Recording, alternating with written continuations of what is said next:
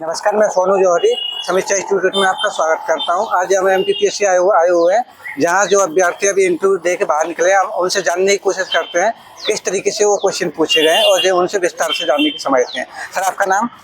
मेरा नाम विजय वाकले है। सर, आप कहाँ से हो? मैं बुरहानपुर जिले से। कानपुर, यूपी से? एमपी बुरहानपुर जिले से। Burhanpur, okay sir. Sir, first question कैसा था आपका? पहले जाते से ही अपना परिचय हुआ, उसके बाद में जिले से संबंधित प्रश्न थे कि कौन सी जनजाति रहती है वहाँ पे, और उससे संबंधित फिर क्वेश्चन पूछा गया बस।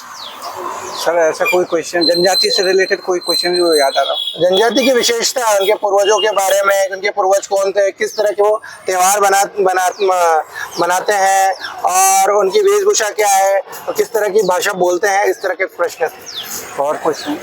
उसके बाद सीधे वो आगे सब्जेक्ट पे कि आप क्या पढ़ाते हैं।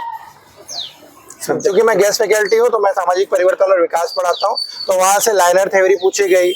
उसके बाद में अगस्त काम्टे का सिद्धांत पूछा गया मुझसे।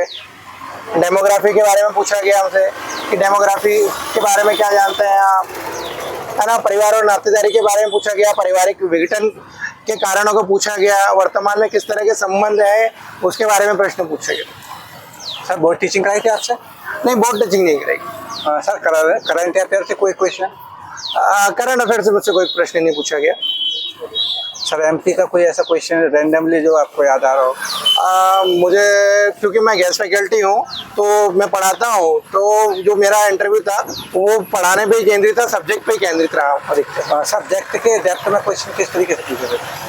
सब कुछ पढ़ना पड़ेगा, उन्हें बोर्ड में सब कुछ पता है, आप थोड़ा भी ऊपर नीचे नहीं हो सकते। बिल्कुल मैं कहना चाहूँगा बाकी अभ्यर्थी से कि बिल्कुल डीप में अपना सब्जेक्ट पढ़ के जाए, है ना। कहीं से भी कोई क्वेश्चन हो सकता है, सीक्वेंस वाइज कुछ नहीं, कहीं से भी एक्सपर्ट आपसे प्रश्न पूछ सकता है। सर, रिसर्च वगैरह से सब क्वेश्चन है? चूँकि मेरी पीएचडी भी चल रही है तो उन्होंने इस पर फोकस नहीं किया ज़्यादा। सर, जैसे एमए किया है आपने और उसमें कोई क्वेश्चन? एमए पे नहीं किया है क्या? सर, जैसे सिलेबस के अपना 10 यूनिट दी गई है, तो 10 यूनिट में ऐसे कोई क्वेश्चन जैसे आपको याद आ रहा हो? मैं कह रहा हूँ ना, मैं डेमोग्राफी पे क्वेश्चन पूछे गए कि डेमोग्राफी की परिभाषा बता दो, जीवन प्रत्याशा का फॉर्मूला बता दो, है ना। मैंने कहा ना, लाइनर थ्योरी, सामाजिक परिवर्तन की लाइनर थ्योरी, अगस्त काम्टे का सिद्धांत पूछा गया है मुझसे। विवाह के प्रकार पूछे गए हैं मुझसे। परिवार का विघटन कैसे हो रहा है, वर्तमान समय में परिवार की स्थिति क्या है, ये सारे प्रश्न थे मुझसे। जी सर, आने वाले अभ्यर्थियों के लिए कुछ कहना चाहोगे?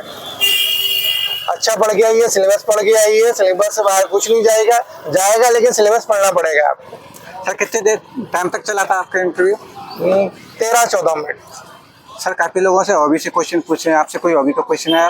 सर, हॉबी का क्वेश्चन? हॉबी नहीं, मुझसे हॉबी का क्वेश्चन नहीं पूछा गया। मुझसे ट्राइबल लैंग्वेज पूछी गई। जहाँ मैं रहता हूँ, जो कि बुरहानपुर जिले में आदिवासी क्षेत्र है वो, तो वहाँ के ट्राइबल्स के बारे में मुझसे पूछा गया, और बहुत सारे प्रश्न थे ट्राइबल से। क्वेश्चन बताना चाहोगे किस तरीके?